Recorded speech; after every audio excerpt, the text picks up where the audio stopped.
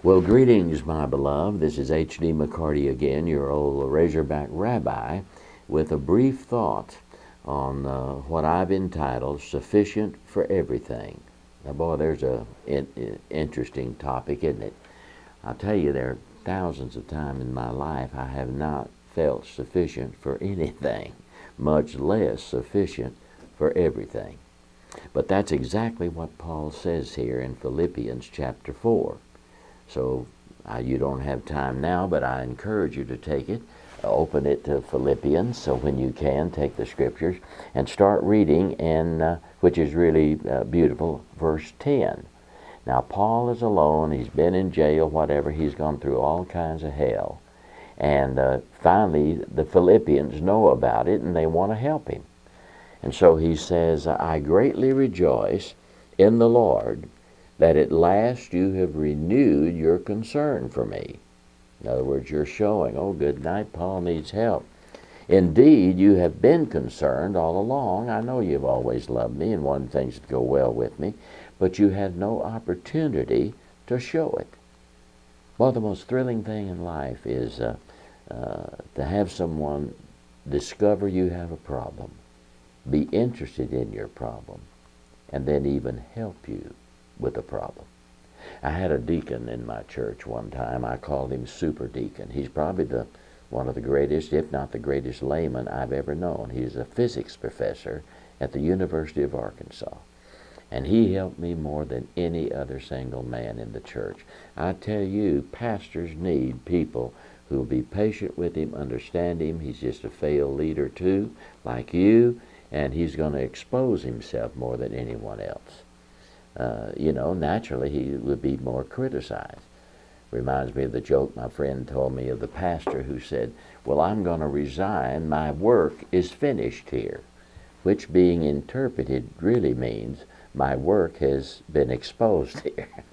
So I'm going to press on, But really help your pastor. I wouldn't have made it in those early years without this man, Glenn, who was a Ph.D. professor at the university. He came in one time, sat down, and said, well, H, you got a big problem. I said, really? He said, yeah. He told me what the problem was. It was a big problem. Oh, good night. What am I going to do? He said, well, I think I know what to do. And I said, what? And he explained to me a wonderful plan. And then I said, well, boy, that'll work tremendous, Glenn. But who'll we get to do it? And he just looked at me and said, I'll do it. Now, boy, to have people around like that changes your life. And so that's what Paul is talking about. He knows what it is to have people who know you have a problem, know how to handle the problem, and they lay their life down to help you with the problem. So Paul says, but you now have an opportunity, and I'm grateful. And then he says in verse 11, I'm not saying this because you know my need now, or because I'm really in the battle here, or trying to make a play on you and get you to help me. No, for I have learned, he said, to be content whatever the circumstances are. Now that word contentment in the Greek is tremendous. I don't want any of you to think I always try to throw the Greek at you. I'm a poor Greek scholar. I look maybe sharp to you just because you don't know anything about Greek. And I know a little, and I love it. And it's changed my life, the Greek language has. But the word here for contentment is two Greek words put together, autokratos. Autokratos. Autokratos, that doesn't mean a whole lot to you, but if you know Greek, kratos means strength. And auto is what we get our word automatic from it. You are automatically strong.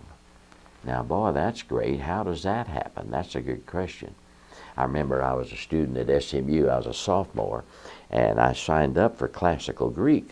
And I was telling one of the Navigator, that great organization, leaders, that I wanted to learn the Bible in the Greek. And he looked at me and smiled, and he said, well, H, that's wonderful, and I wish you well, but frankly, I'm having a hard enough time to live it in the English. And I know you know what I mean by that. But it really helps to take these Greek words and see what they mean, because it opens up a whole new world. Paul says, not that I'm just content. He says, I have become self-sufficient. That's what autokratos means. I can handle anything that hits me because I have a source in Jesus Christ. And many of us can't handle our problems because our source is from other things. Our source is in another person, in our bank account, in our position, in hoping something will come up, in buying something, in escaping a problem, and being promoted, whatever. We always seek our contentment in almost anything other than what it is to know the contentment, the self-preservation, the self-sufficiency, the self-adequacy. That's what the word means, that we can find in Jesus Christ. Now, what's the secret then? Good night. How have you learned to be self-sufficient? And he says, I'm not saying this because I'm in need again, because I've learned to be self-sufficient, whatever the circumstances. Now, there's a great word for you. That's a Latin. Circumstances means the things that stand around you. Whatever stands around you, you're self-sufficient to handle. I had a dear friend, Howie Hendricks, one of the great professors at Dallas Seminary, and one of his greatest lines, I'll never forget it, he said he was walking through the hall one time and saw a student and said, well, how are you doing today? And the student, he said, looked at me and he said, well, Professor, I guess I'm okay under the circumstances. And Howie said, then I just looked at him and said, well, why are you under there? Now, boy, is that a good comeback.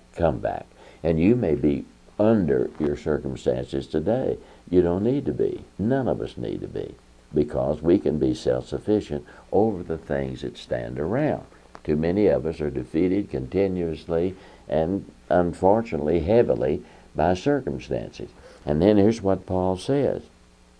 I know what it is, he says, to be in need. I know what it is to have plenty.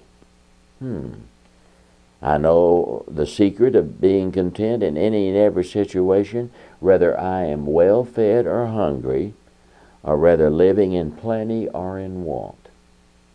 Now, boy, that's pretty good, isn't it?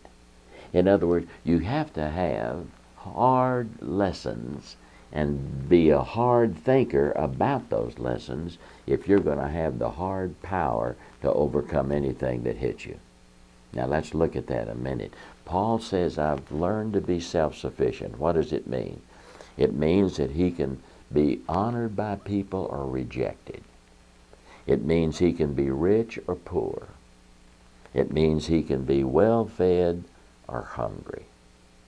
He's been there through it all. And that's why the Lord has and allows us all to have problems. We've known the highs and the lows of man, and when we do, we know they're both worthless because we have found the self-sufficiency that God gives to His children. So, God bless you. And I hope you'll look at this passage in Philippians 4 and never forget it, that you and I can be self-sufficient over every circumstance.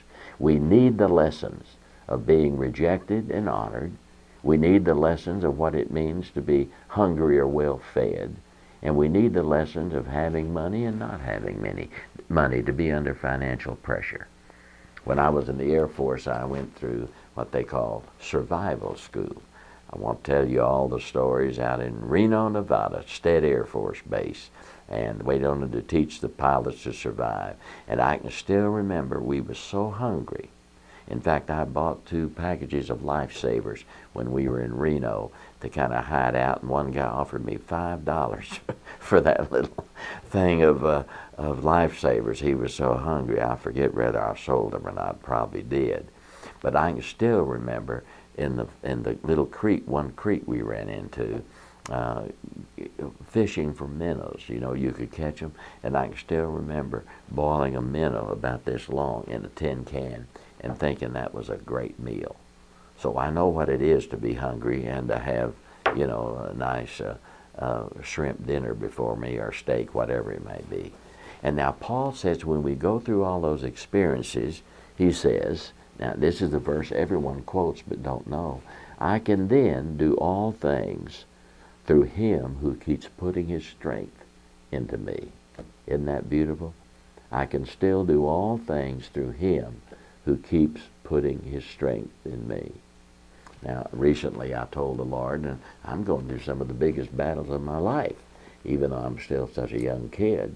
And I just told the Lord that a few weeks ago, maybe a few months ago.